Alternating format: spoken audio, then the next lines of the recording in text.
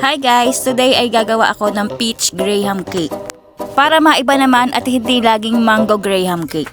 Mahal kasi ng mangga, so dito na lang tayo sa peach halves kung ano man yan, basta yun na yun. Mabilis ang edit lang to dahil marami pa akong gagawin. As you can see, na-prepare ko na lahat ng ingredients na gagamitin ko, kaya naman ay nag-start na din akong i-slice itong peach halves na binili ko.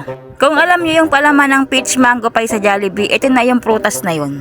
At in fairness, hindi siya maasim, actually sobrang tamis pa nga niya, kaya hello na naman sa mga medya natin dyan. At eto na nga, mag-a-assemble na ako. Nag-start na ako maglagay ng cream sa ilalim ng aking Pyrex na pan. Then pagkatapos ay nilagyan ko na ng graham crackers. After ng graham crackers ay nilagyan ko ulit ng cream sa ibabaw ng aking crackers. Then lalagyan ko naman siya ng peach halves pa sa ibabaw. Then repeat lang hanggang sa mapuno ko tong lalagyan na to. Ginamitan ko nga pala ng hand mixer itong aking cream para mag-double yung size niya para maging siyang icing ng cake.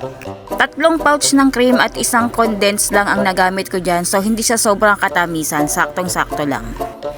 Bali 3 lalagyan ang nagawan ko nitong peach graham cake na to, 'di ba? Para maiba-iba naman, hindi naman laging mango graham cake, at para sa mga nagtitipid na katulad ko, pasok na pasok to sa budget natin dahil magkano lang din man ang nagastos ko dito. Siguro more or less nasa 500 pesos din.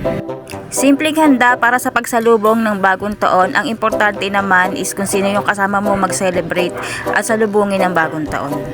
At andito na nga tayo sa finishing touch. Naglalagay na ako ng peach halves sa ibabaw ng ating graham cake. So ito na nga yun. At sana ay magustuhan ng mga kasama ko dito sa bahay. Yun lang. At sana ay safe tayong lahat sa pagsalubong ng bagong taon. Happy New Year and welcome 2026. Thank you for watching. Bye bye.